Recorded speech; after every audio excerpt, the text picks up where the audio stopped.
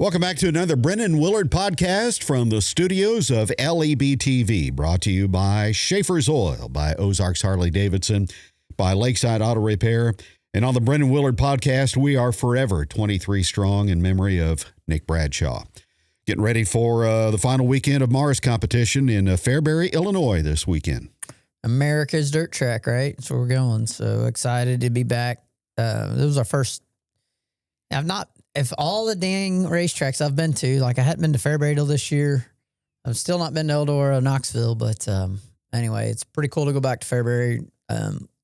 You can't not love that place. And it's just going to be a fun weekend, and just kind of, we'll all go watch Fager get crowned champion, I guess, but good for him. Like Jason Fager's had a great year, deserves to be the champion.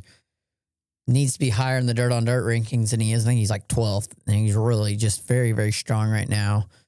And they work hard like that. Jason Fager's kind of like the guy that you watch, and you got to know him really well this year, and you kind of always knew he was a good race car driver, but you watch the way they do things and kind of want to emulate what they do. Like they're just a small town team that has a lot of volunteer help and paid help, but I mean, a lot of volunteer help is what he's able to get. And they race around home there, the Mars Series. Those guys, Fager and Unzinger and Babb, and them guys are 2 hours from home at most. So it'd probably be a little different for us, if we were 2 hours from home too on our help. But it's awesome to see what those guys do each week, and they're getting to race with friends and family and do it the way that you want to do it here too, and the way it used to be here. We just don't have a lot of super late model races close to home. So, but excited to finish out the year, hopefully strong. We had a decent run the last time out, and really ready to get back to Fairbury and have a good run there. And we did put I don't know why we put a new deck in the car, but it was so wiped out. I wasn't going to put a new deck in, but it was so bad. I'm like, this is dumb. So we'll have a new deck in for 2 nights, and then we'll have that deck will have to come out for Lucas Oil Speedway the next weekend. So kind of in the home stretch here, we had a much-needed weekend off, and I guess hindsight's 2020. Kind of wish we'd have went to the lake. I want to give them a shout-out. That racetrack was perfect both nights. I watched it on TV, and I was impressed. They did a good job. That racetrack was smooth top to bottom, had a cushion there you could run a little bit, and really a great racetrack both nights. The late model features was good both nights, and you don't really see a lot of racetracks that are slick like that don't latch down and clean up and rubber up, and it didn't. It just raced really good all weekend. So awesome to see that go well. They had a pretty decent crowd or field of late models there. So we had a weekend to regroup and get ready for 2 really big weeks here coming up back to back, and then couple weeks off.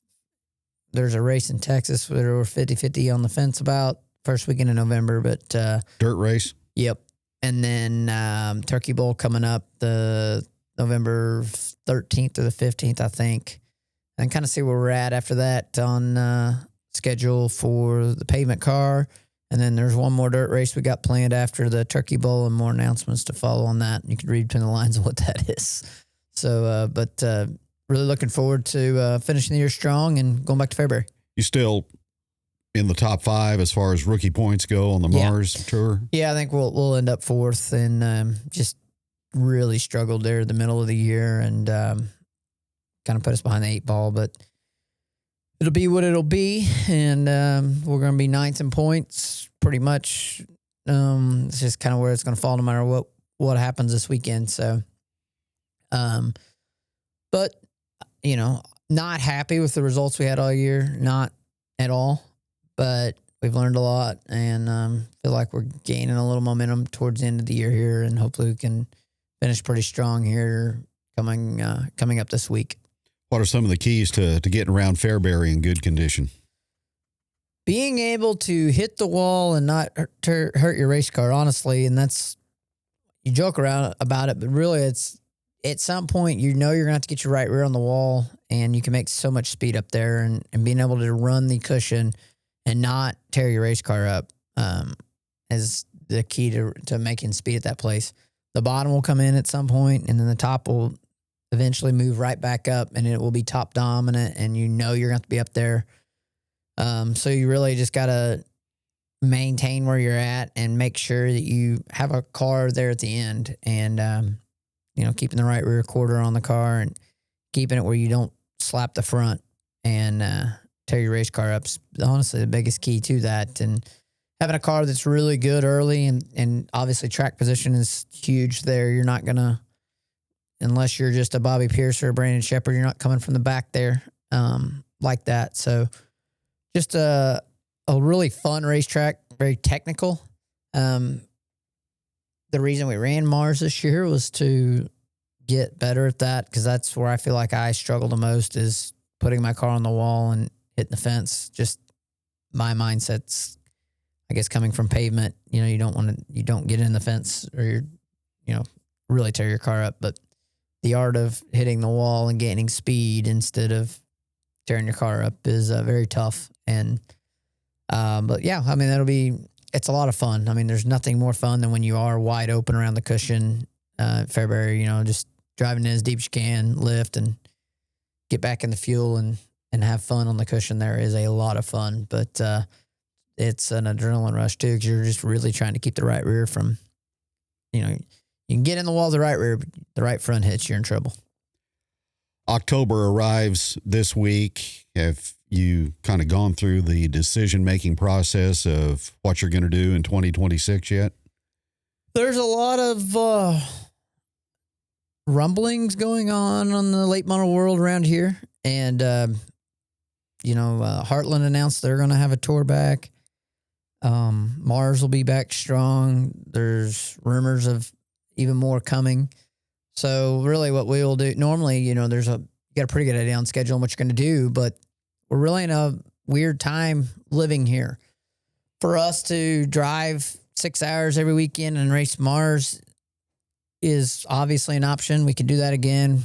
We're going to be in a very good position starting next year to start out the year pretty strong. So that is on the table, but really just would like to keep our options open, and I want to see what the schedules look like, because if everything holds true and then we can race close to home, then we're obviously going to do that. That's whatever schedule makes the most logistical sense with kids and businesses, and we are going to try to race some pavement too. So being able to do all those things, that factors into it a lot. This year was tough. MLRA schedule was out.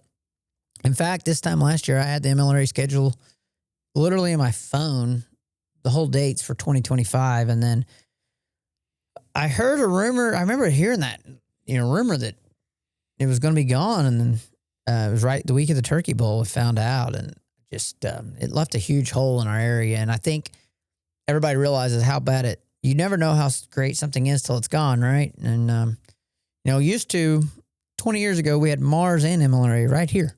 Like both of them were kind of centrally located around this area. So you had both series, and, 1 year Tony Jackson won both championships in 2013. He got to run both. The dates lined up and he was able to do that. And it would be nice for that to happen again. Mars, though, to the credit of the Mars series, they cannot move where they're at. They have a great series going on. They've got probably 8 teams that are really centrally located right there. Really, really good cars. Opie won the Road to the Dome last night, and, he's right there too. There's a lot of really strong cars in central Illinois, so there's no reason for them to change their schedule. They've got one of the best region, probably the toughest regional tour right now in the United States, as far as beating those guys at their home racetracks, what they got going on. The crowds are good every night. Jonathan's done an amazing job with the modifieds and the late models, combining both. They've got a great series. There's no reason for them to ever move it. They don't need to go any further west. It's no point. Yeah, we'd all love. I'm kind of joking. I'm man, it'd be great if you guys come west. There's no point. You're going to hurt your teams, because what people got to realize in regional series, a regional team like a Fagers, Bab, Unzinger. Those three guys are good enough to race national tour. They have other businesses. They don't want to, and then they can make more money just staying at home. It needs to be that way here. And hopefully they figure this out in the next couple of weeks, whoever, all these series and tracks talking, years ago, it was like that for Terry Phillips, Bill Fry, Tony, Stovall, Brad Looney. Like those guys could race really, really close to home, in a 4-hour radius and race for good money. And I think that it looks like there's a possibility of that coming back next year. And if so, that's, what we're going to do, because logistically it's got to make sense. And I'm glad we did what we did. The comp series was great. But they've got some weekends that are just, like next weekend we do get to go to Wheatland, and comp you're down in Shreveport, Louisiana, again at Greenwood, Louisiana. So, they got a long ways to go on some of these races. So hopefully we get a regional tour that's good for us and good for our travel. And, I like going to Iowa 4 or 5 hours from home once in a while, but it's really nice to race an hour and a half from home. Sometimes, tell me if I'm right or wrong, this is dependent on who has ownership interest in a series, doesn't it? Right, yeah. So, like, if you own a series, you want to take a pin on a map and drop a pin and then take your little string and so many, 4 or 5 hour radius around that pin. And the Mars series has had some different ownership interests down through the years. So Mars started out in Batesville, Arkansas. Mooney Star started that series years ago. Randy Mooneyham bought it from him. Randy did awesome, but when Mooney had it, it was Batesville. Then Randy basically took Republic, Springfield, drew a circle around there, and it kind of moved a little bit west. They went out to Kansas, Oklahoma. They ended up going east a little bit. They'd go to St. Louis, Grant City, Illinois, and Peevely.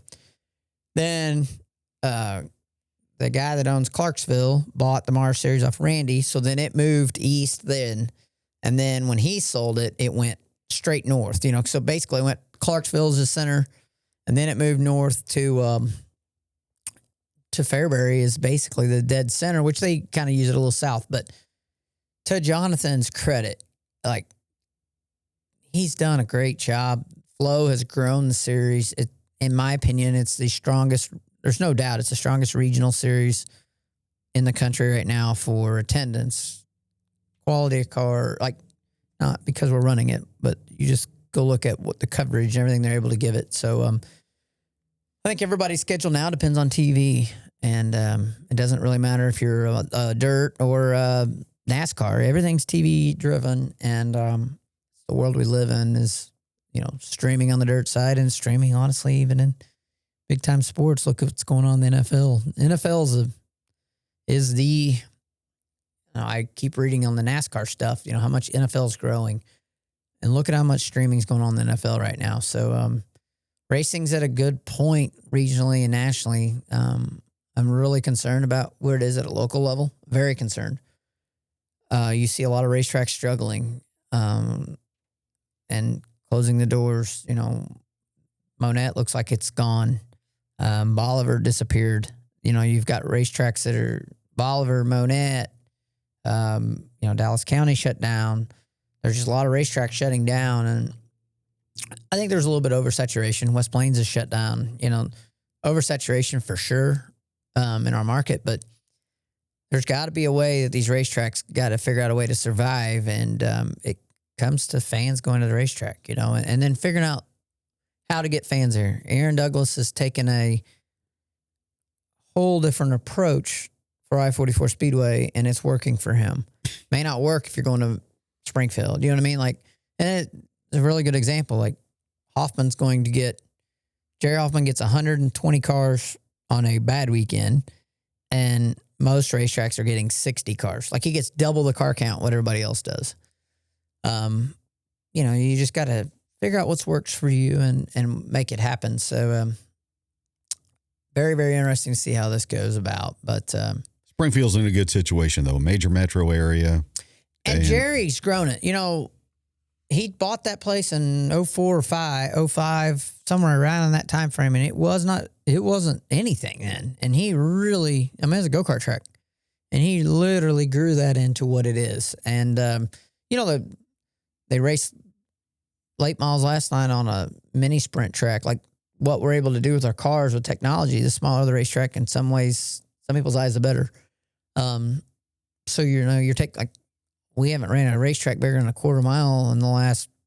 It's been a minute for the Mars series, and Wheatland's going to feel like a super speedway in a couple weeks because we've been on all quarter miles lately, and so it's just different ways, different sections of the world. But years ago, Granite City, for instance, was a 5/8 flat racetrack.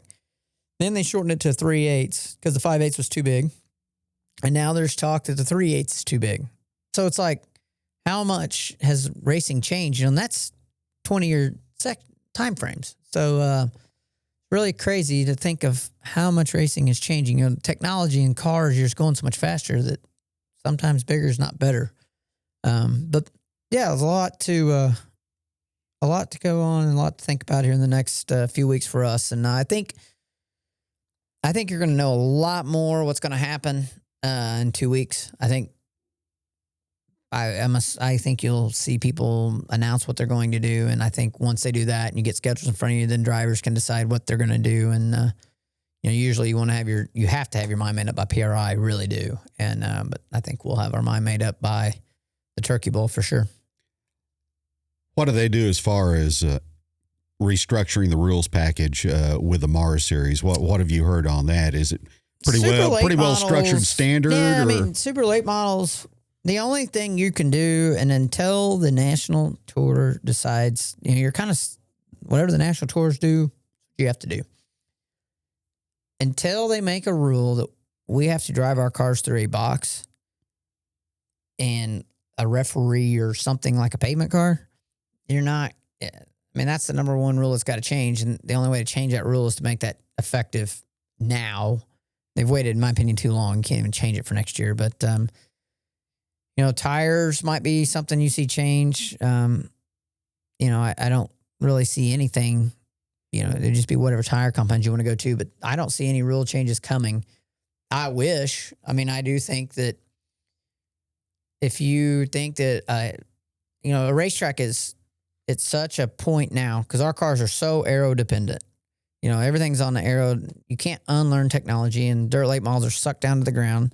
So sometimes the heat races suck because the features got to be good because they got to have so much moisture in the track. So everybody's wide open and you can't pass. You have very few Jerry Hoffmans in the world that were like, hey, I'm going to make sure my racetrack is good. And he'll make it where you can pass in the heat race and pass in the feature. And it's hard to have a racetrack that way.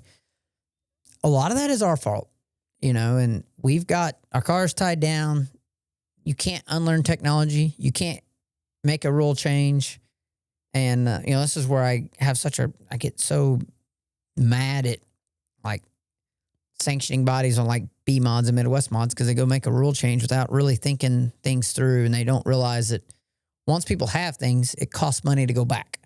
You can't just, like on asphalt cars, when they went to, you had to have a spool.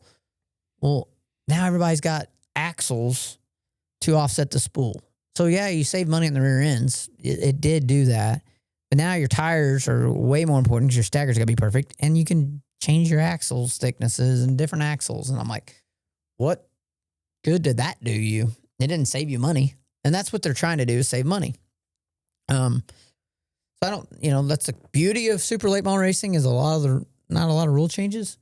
But, you talk about rules, and they had the big Power Eye Nationals at Lake Ozark this weekend. And, the Midwest mods, congratulations to the Newell family on their wins. And I want to give Ryan Hargis a big shout out. He's been a huge help to our program and had a strong third place run Saturday night. And 2 cars in his class got thrown out for illegal cams. And here's the deal on that. Like, good for them catching that. Their tech did a good job. And that's where, as a tech guy, you got to make a decision. The rumor I'm hearing is a $5,000 fine and a year suspension for that guy, which, damn right, you put that big a cheated up cam and illegal crap in your motor, that's in there. Your engine builder just doesn't do that without hiding it. When it's a head violation or something, I felt to this day, I still feel like USRA did Chris Jackson wrong a couple years ago. And the problem I have with that one was the part that they had, what they deemed quote unquote illegal in his car. If they would have checked every other car in the pits, it would have been illegal in them too. Anybody that's telling you, oh, my motor wasn't that way, they're a liar. It was. And they had a vendetta out and they DQ'd the 24th place car. That was absolute baby back bullshit. That's just the only way you can call that. What Power I did this weekend, that's good. You know, that guy, it wasn't a engine builder trying to get a little horsepower and do something tweaking. This guy just deliberately blatant. So it's like tire doping and dirt late model. It's like the same thing. So good for them catching that. You know, that was, I don't know what they're going to do on that. That would be an interesting conversation to be a little fly on the wall on that, because I think what hurt that car count was USRA National start Tuesday. So if you race there this weekend, I saw Dayton Pursley at Nick's funeral, and I was like, hey, you going to Lake? Man, I can't go. I got to have my car ready to go Tuesday morning to be at Wheatland. So, I mean, you're really putting everybody in a box, really closely knit together. So I think it hurt them on their car count, but we'll see what happens on, next year going forward. I think it was a good event, great event. That shows you how good Jerry Hoffman's got it too. I think they had like 160 cars at the lake, and Jerry had 120 at Springfield. So, good for him. And hopefully the racetracks, like I said, can work together and everybody kind of figure this out where all the racetracks can make a little bit of money at the end of the year and have big events. One, it's good for the drivers and fans, and two, it's good for the racetracks to get through the winter. Mentioned Chris Jackson. He won both the B-Mod features at the lake on Friday and Saturday. Derek Brown of Stoutland likewise in the super stock class. How cool is it to, they had a big thing for Nick and the Hornets, and Dustin Reeves won both of those. Yep. You go back and you think about I-44 Speedway and look at all those names. Those all came from I-44 Speedway. It's kind of cool.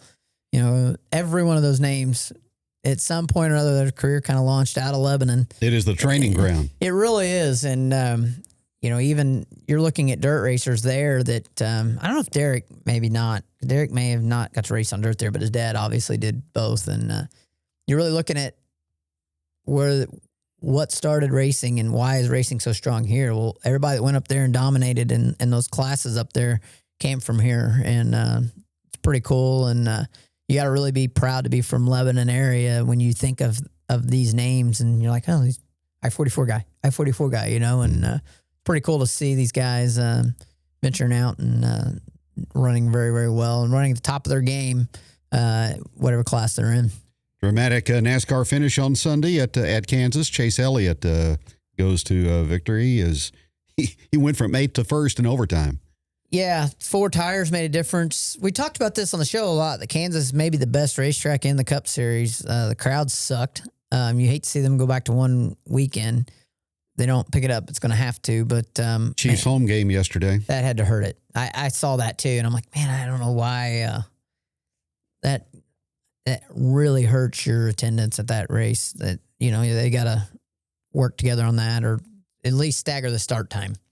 NBC, you're kind of limited, though, when it being on NBC. They probably don't want to run against Football Night in America. So I get that. But how about Denny Hamlin? Man, he drove hard, ran Bubba up ran his own car up the racetrack trying to win. This is Kenny Wall. If you get a chance, go listen to Kenny Conversation. I think it was Saturday, and he talked about needing coffee with Kenny on Saturday. Sorry, on needing superstars in NASCAR and what why is it all the talk of the old timers and this and that. Denny Hamlin should be everybody's favorite. Like, his family mortgaged his home to get where he, keep him going late model racing. He gets signed by Joe Gibbs. He makes it. Like, he is the American dream. Doesn't have a lot of fans. He's at 59 wins. Obviously, winning means so much to him that he literally got it. I mean, it's millions of dollars to his personal. If Bubba Wallace wins that race, that brings him millions of dollars, literally, to his team. It's worth that. he didn't give a damn. He, raced him like he would anybody else. And then they kind of opened the door for Chase Elliott to come through there. And he said he wasn't lifting, and he didn't. And I didn't think, there was contact made there. I'm the cleanest race car driver in the world, and I didn't think that was really dirty. It was on the straightaway coming for the win. They're triable. You got to put it in there, and especially on a stock car, and just hope that sticks. But Denny went final 50-plus laps with no power steering. That's incredible. That really is incredible. It's like people don't understand how much load is on these cars. Like a pavement car is about 5,000 pounds of load on the right front, in a big half mile at Bristol. I'm assuming these cars are every bit of that on a 1.5 mile racetrack. You're your maximum load in your right front. I mean, that's a lot of force in that steering wheel. So what he's able to do, no power steering, that's impressive. And pretty cool to see. They go to the Roval this weekend? Charlotte. So that's, do you have the points on the? I do not. Okay. Well, Elliott's locked in and Blaney's locked in. There's a lot of people on there on the bubble there at a wild card at a road course. And it's, Shane Van Gisbergen, or however you say his name, is going to be like kind of unbeatable. Like, you're going to have to really come up with some kind of strategy if you're in a must-win situation to beat him, because you kind of just mark that off the board. A playoff guy, not a non-playoff guy, going to win that. So, well, they're going to cut from 12 to 8, I believe, 12 to 8, after Sunday. And a lot of talk this week on, we're going to wrap up the show, but big talk this week. NASCAR possibly going to no playoffs again. What do you think? What's your opinion? I want to know your opinion on this. That'd be fine with me. They've done a lot of rigging on the playoff structure, so I'm you good with care it. On the champion? Does it make you? You're a stick and ball guy, but you're a racer at heart too. So but at least you can do both. Does it matter to you if a championship's on the line for you to watch, or are you still going to watch the race regardless because you want to see who wins? I'm more inclined to watch if championship's on the line. Yeah. I think that's the problem. Is it's directed by TV, like we talked about at the beginning of the show. Everything's directed by TV. I think if they could get to a 4-race playoff there at the end, if they want to do the chase, is fine, and get down to the final 4 races, I'm okay with that. I don't love it, but at the same time, like, look at baseball. Like, a lot of times, the team with the best record in baseball doesn't win the World Series. So, we've been in that. Another thing people don't realize, it's been 21 years since we had a full season champion. Like, it's 21 years ago. Like, I know what they're trying to do. They're really trying to get the hardcore fans back. I don't think that the playoffs has a dang thing to do with it. I think you got to get the race cars back. And, mile and a half car, these cars are 1.5 mile track. For all the negative bullcrap everybody gives NASCAR, let's call a spade. Best car they've ever had in the 1.5 mile. Take these cars, make them 1.5 mile car, and then go figure out, get you a short track car. They can run short tracks and road courses, whatever that amount of cars is. I'm tired of hearing about team owners bitching about, this cost. I get it. We understand that at the levels we race at. It doesn't matter. They still have cars that they're only going to race certain racetracks. Get them a super speedway cars package to run the drafting tracks, and then do your short track and road course cars. I don't understand why it's so hard to figure this out. It may take a year to build it, but guess what? You can do right now and be like, hey, we're coming up with this. This is what we're going to do. But I've heard more horsepower next year too, which I think is great. 750 horsepower. And you're looking at a cup car with 550 horsepower. A dirt late model's got almost 900. Like, why do we have 900 and they have 550? Like, don't make no sense. So, interesting times in the world of racing, and really show flew by today, but a lot going on in a short window here coming up. Should be a good weekend weather-wise at Fairbury. Yeah, it looks great. And, make sure you go out to your local racetrack this weekend. Huge race, Springfield Raceway, Saturday night, the 4-state late model series makeup race. It's $22,000 some odd dollars to win, $450 to start, or $250. I don't remember. I'm telling them wrong here. Big payout for those cars, for the 4-state late model series cars. Huge race for them, 66 laps. If you're around the area, you can help you out here. Go to Springfield Raceway, watch the races live and in person, and take your phone and you can watch us live on Flow Sports on Saturday night at Fairbury. $12,000 to win on Saturday night, so go get it. Big money. We'll have go shoot it and go give it a shot and see if we can come home with $12,000. That'll do it for today's Brennan Willard podcast, brought to you by Ozarks Harley Davidson, by Lakeside Auto Repair, also by Schaefer's Oil. And again, we're always 23 strong at the Brennan Willard podcast in memory of Nick Bradshaw. We'll talk to you again next week.